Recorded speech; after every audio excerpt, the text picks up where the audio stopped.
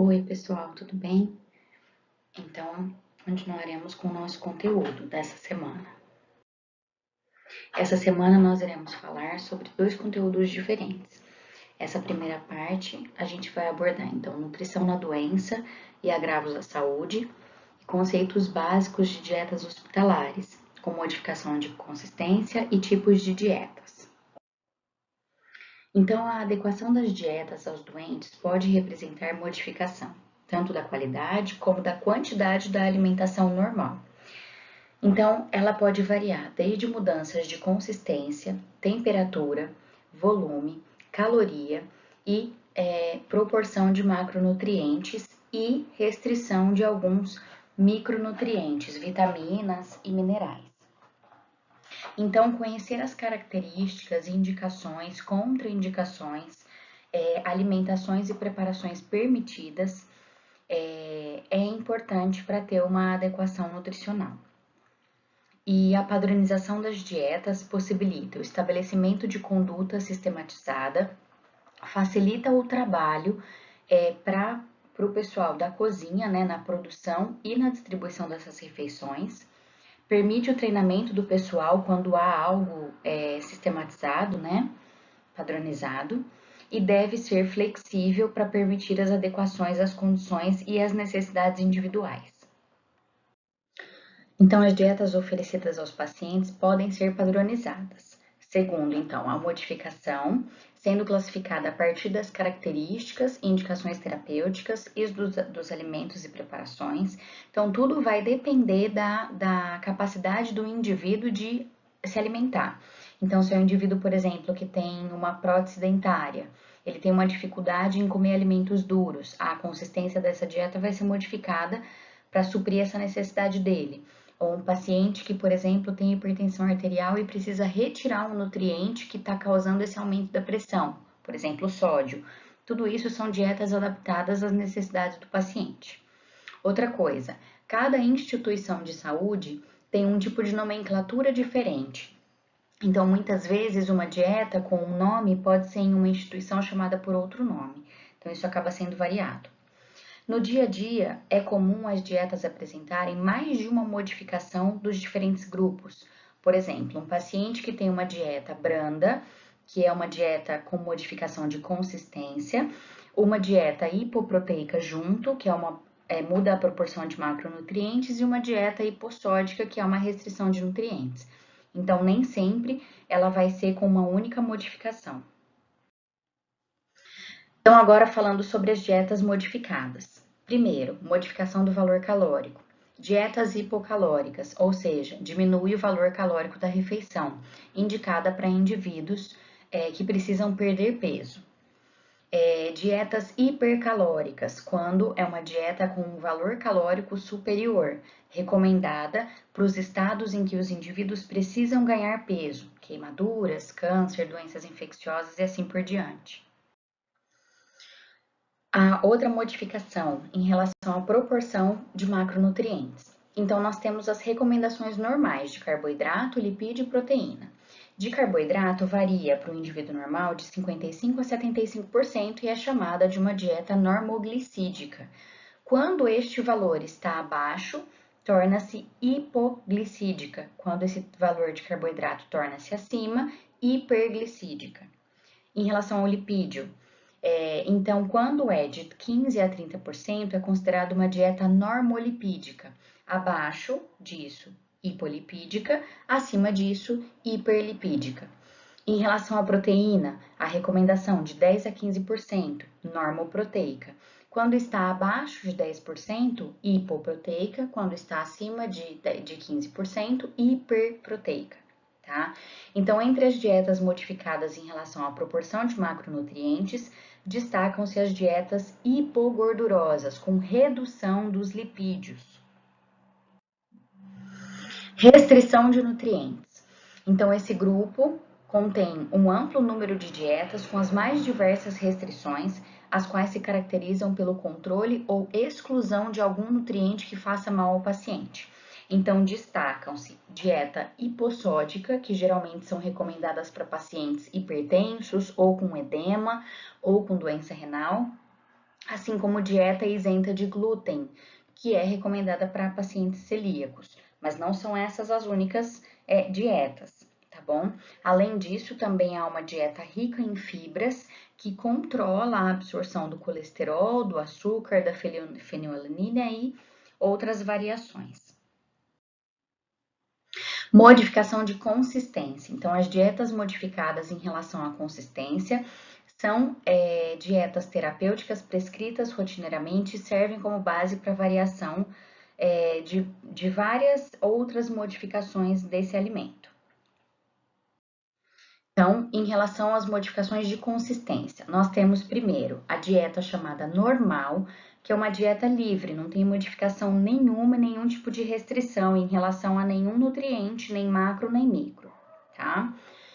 A dieta branda já é uma dieta com um valor similar à normal, mas aí ela precisa de uma atenuação na textura do alimento, né, por meio de uma cocção. O que é a cocção? O cozimento. Então, precisa quebrar as fibras do alimento para elas ficarem mais fáceis de serem mastigadas. Então, é indicada no paciente com pré e pós-operatório imediato de alguns procedimentos cirúrgicos, tirando cirurgia do sistema digestório, porque precisa de um repouso gástrico, que é o que a gente chama, tá? Em algumas afecções gástricas pode ser utilizada, em algumas situações em que existe uma dificuldade na função digestiva. Dieta pastosa. Então, proporciona um repouso digestivo e fornece uma quantidade de nutrientes semelhante à branda, mas já tem uma textura um pouco menos sólida, tá? Então, é indicada para pacientes com dificuldade de mastigação e deglutição, principalmente nos pacientes idosos. Dieta leve, conhecida também como dieta semilíquida, já começa aí um purezinho um pouquinho mais ralo, né? Então, caracterizada pelas preparações de consistência espessa, constituída de líquidos e alimentos semilíquidos, cujos pedaços se encontram em emulsão ou suspensão. Então, geralmente indicada para pacientes com função gastrointestinal reduzida, intolerância a alguns alimentos sólidos, tá? E a dieta líquida, que ela pode ser dividida em duas, dieta líquida completa e dieta líquida restrita. Essa primeira é a chamada dieta líquida completa. Então, ela apresenta todos os alimentos em forma líquida e é prescrita para pacientes que necessitam um mínimo esforço digestivo e pouco resíduo, então pouquíssima fibra, tá? Em muitas situações não vai nem ter fibra, tá? Então, pacientes no pós-operatório de cirurgia da boca, plástica da face e pescoço, fratura de mandíbula e vários outros tipos de procedimentos que o indivíduo não tenha tanta facilidade para mastigar. Para pacientes que têm risco de broncoaspiração, o ideal é que essa dieta líquida seja um pouquinho mais espessa, então usar espessantes para o indivíduo não engasgar. Dieta líquida restrita, então é conhecida como cristalina ou líquida de líquidos claros. Geralmente, uma dieta líquida restrita é composta por líquidos lípidos e carboidratos. Geralmente, ela não tem lipídio e proteína, tá? Então, ela é recomendada para pacientes no pré-operatório de cirurgias do cólon, no pós-operatório imediato e evolução da terapia nutricional. Geralmente, é indicada logo depois da cirurgia bariátrica, por no máximo 4 dias. E a dieta zero é quando não tem nenhuma ingestão de alimento, geralmente é recomendado no pré e pós-operatório imediato ou quando vai ser agendado algum tipo de procedimento que precisa de um jejum. Então, alimentos recomendados na dieta geral. Todos os alimentos são recomendados, não há necessidade de restrição de nenhum alimento. Dieta branda. Aí, na dieta branda, já precisa ser todos os alimentos cozidos, não pode ter nenhum alimento cru. Então, se tiver, vão ser algumas frutas, mas poucas, tá? O restante, todos precisam ser cozidos ou refogados. Dieta pastosa. Então, alimentos que podem ser feitos como purês ou suflês, e as carnes o mais processadas possível, carne moída, tudo que tiver em pedaços bem pequenininhos para ficar mais fácil de engolir. Dieta leve, então os alimentos que devem ser evitados, preparações com cereais integrais, biscoitos que sejam duros, né? Frutas inteiras com casca e semente, legumes e verduras cruas, sementes e frutas oleaginosas, então castanhas que acabam sendo muito duras, grãos de leguminosas, então feijão e ervilha, alimentos enlatados e embutidos e frituras no geral. Já na dieta líquida, alimentos que devem ser evitados, tudo que tiver consistência sólida, tá bom? Dieta líquida restrita, o que deve ser evitado, qualquer alimento com consistência sólida ou mais espesso e que não esteja entre os alimentos na lista de recomendados. E na dieta zero, o que deve ser evitado, todo tipo de alimento, porque o indivíduo precisa estar em jejum. Então, a alimentação inadequada de alimentos no período de internação agrava a prevalência e o grau de desnutrição. E o problema é que a desnutrição está associada ao aumento da morbidade, o tempo de internação e também a ocorrência de mortalidade para esses pacientes. E aí, as dietas modificadas acabam sendo um fator de risco para baixa ingestão alimentar dentro do hospital. Geralmente, pacientes não aceitam bem dietas modificadas. E isso pode ameaçar a saúde do indivíduo, uma vez que o consumo alimentar insuficiente está relacionado à desnutrição.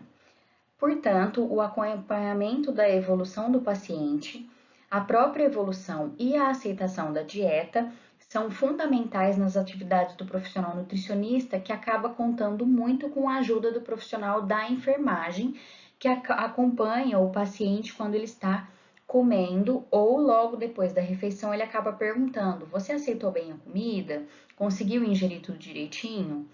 E quando tem esse acompanhamento, a gente pode então propor melhorias para diminuir esse tempo de internação ou então esse risco de desnutrição no paciente.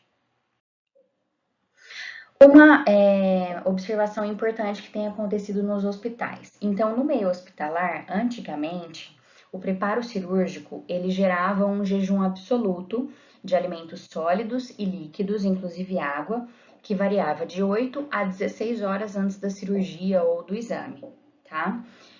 No tratamento cirúrgico, pode ocorrer um trauma que gera uma resistência à insulina que pode perdurar por até 3 semanas. E aí o jejum entra como um fator adicional ao estresse. Então, a partir disso, vários pesquisadores começaram a ver a possibilidade de se evitar o jejum para gerar um menor risco de hiperglicemia ao paciente. Então, dessa forma, eu trouxe essa tabelinha aí embaixo para vocês, porque tem algumas instituições que estão tentando estabelecer tempos menores de jejum, principalmente para indivíduos saudáveis. E aí, a dieta oral e a síndrome da desnutrição. Então, historicamente, né, a gente sabia ou entendia que os pacientes que estavam internados estavam com uma desnutrição proteico-calórica, mas que na realidade era uma manifestação de uma resposta inflamatória que gerava uma alteração no estado metabólico, né? Então, a alteração na consistência dos alimentos aumenta em 3 vezes o risco de paciente não comer a refeição.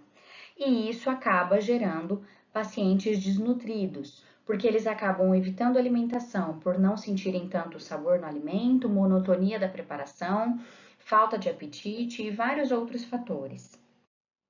Então, para tentar melhorar a aceitação da dieta hospitalar, deu início à chamada gastronomia hospitalar, pensando na necessidade do enfermo fora do seu ambiente habitual.